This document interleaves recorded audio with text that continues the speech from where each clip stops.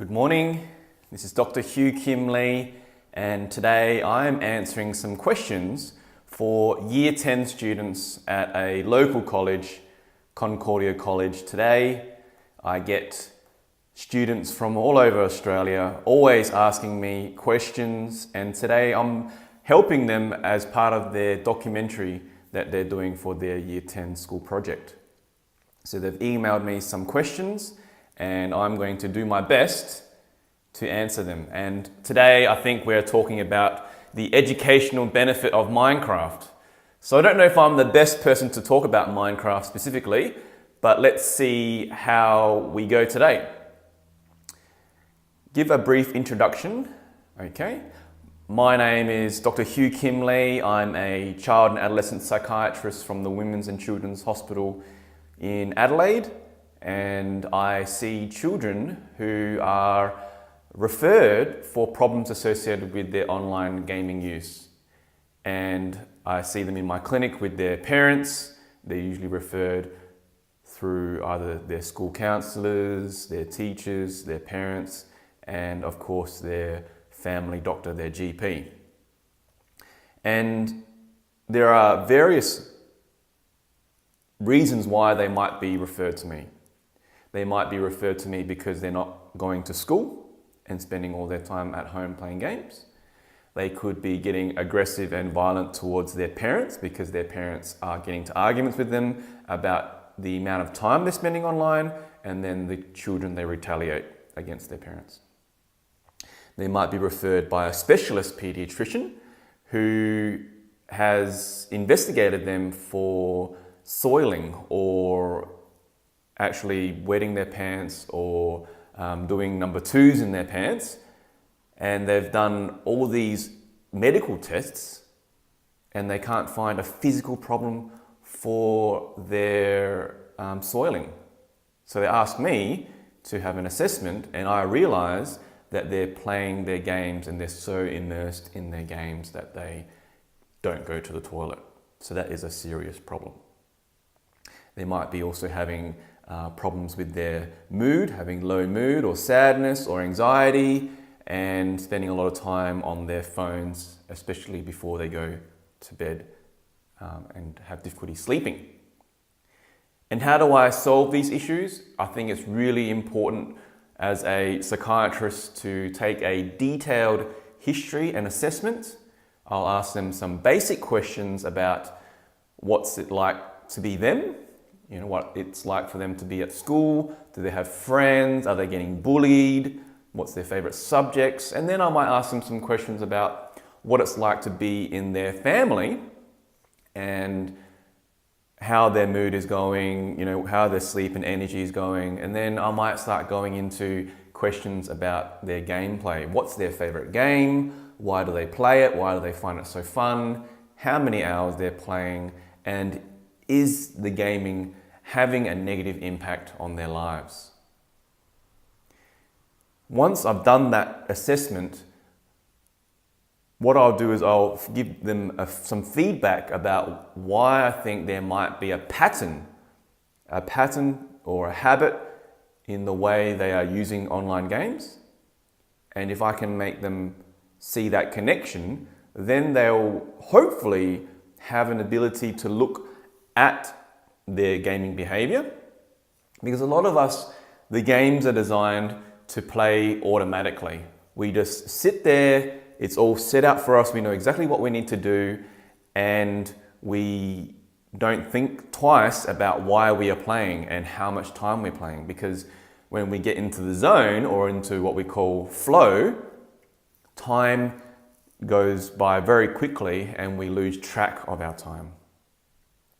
So once they've established that there is a pattern, hopefully we can talk about making some restrictions to their gaming, and usually we get the help of their parents who set some limitations and some boundaries about their access to games. Hopefully breaking up that pattern, breaking up that cycle, and giving their brain a rest. A lot of children, they play games every day and they play them repeatedly, and this can become a negative habit. a bad habit. And to some people, they can become addicted where they can't stop and they have difficulty controlling the amount of time they're playing games. What are the usual things that are going through a child's brain when they're playing a video game? And what about violent video games like Fortnite? Good question. Well, when a child is playing an online game, they could be playing for different reasons. Some children could be playing Fortnite because they love getting the points, getting the leaderboards, they like collecting things, doing the season challenges, the scavenger hunts.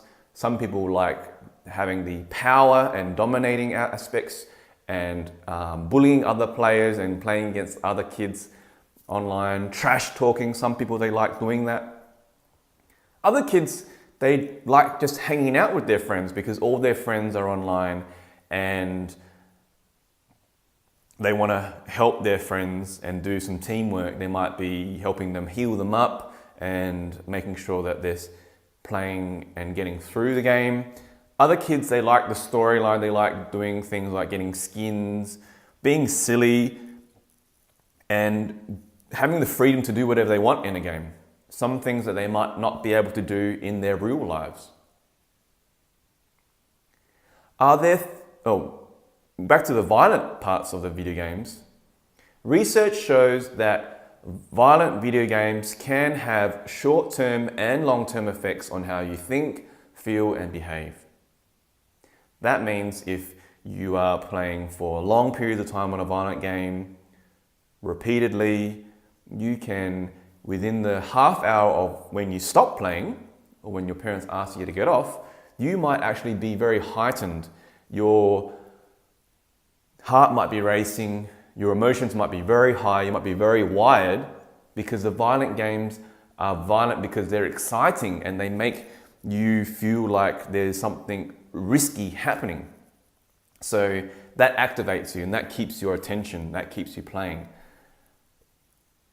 The long-term effects of playing violent video games is that you might become desensitized to violence when you see it in the real world. You might see someone getting hurt and not really feel as though that is a shocking thing.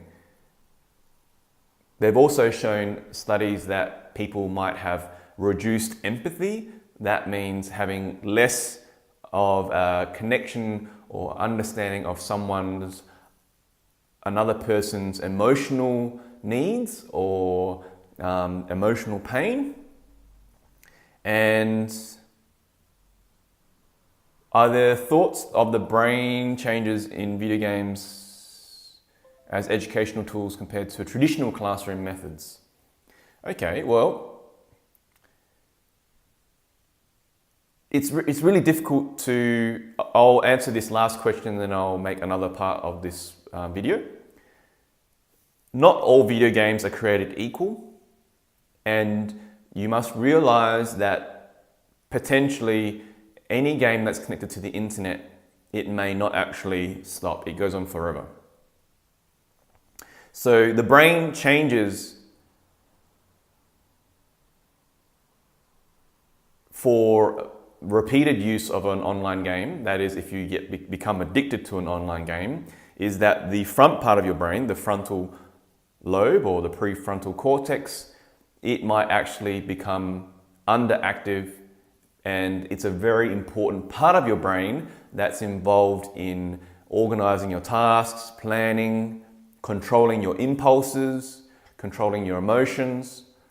And they have done studies of brains of people who are esports professionals, who play games professionally, and people who are addicted to video games, and then people who don't play video games.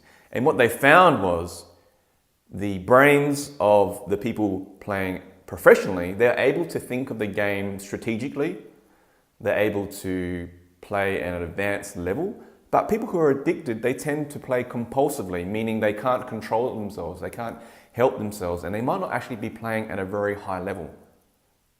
And they have underactivity of their prefrontal cortex, or more specifically, a space called the anterior cingulate gyrus.